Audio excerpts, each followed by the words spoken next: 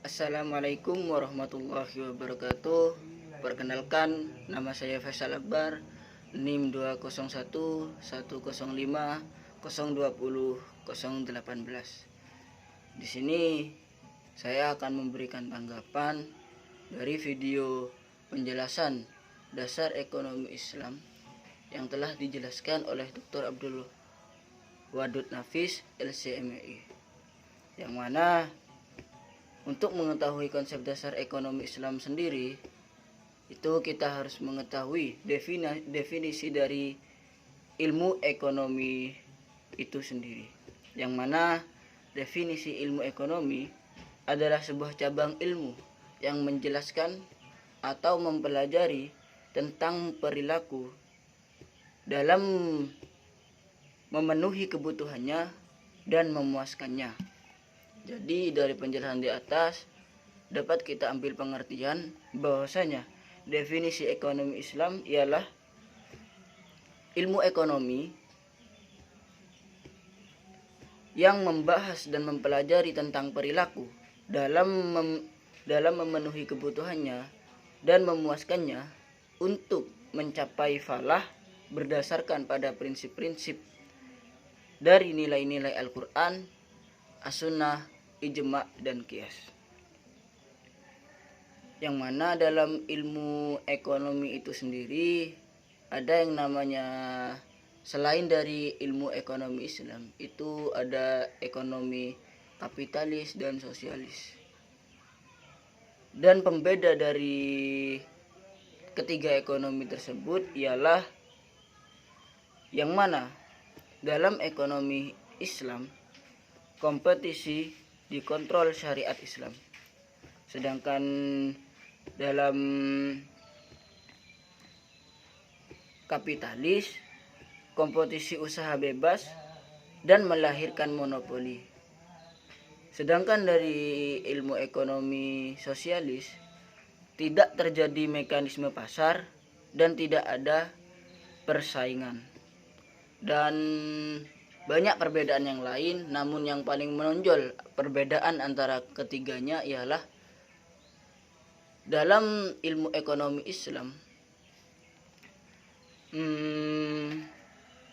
bersumber dari Al-Quran, As-Sunnah, dan ijtihad para ulama.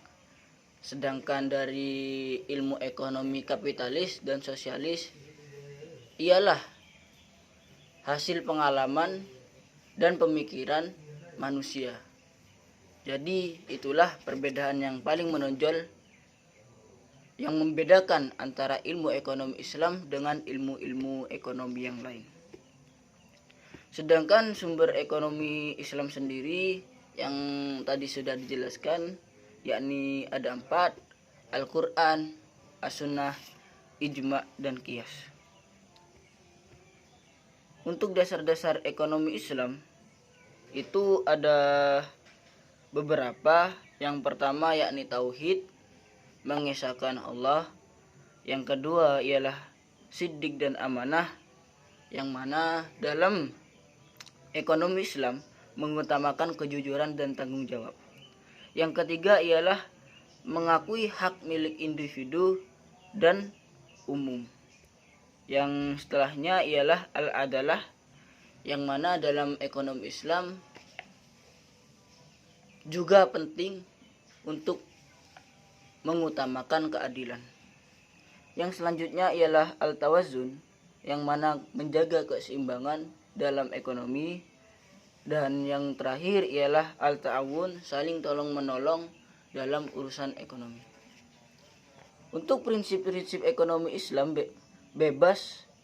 harus bebas dari maghrib, yang mana maghrib ialah singkatan dari maisir, gharar, dan riba.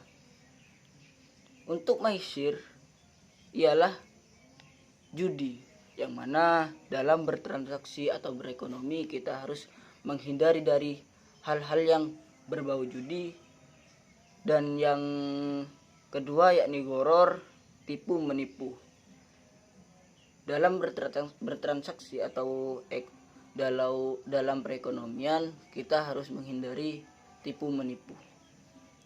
Untuk karakteristik ekonomi Islam itu ada 8, yang mana yang pertama, ekonomi Islam terikat dengan akidah, syariah, dan akhlak.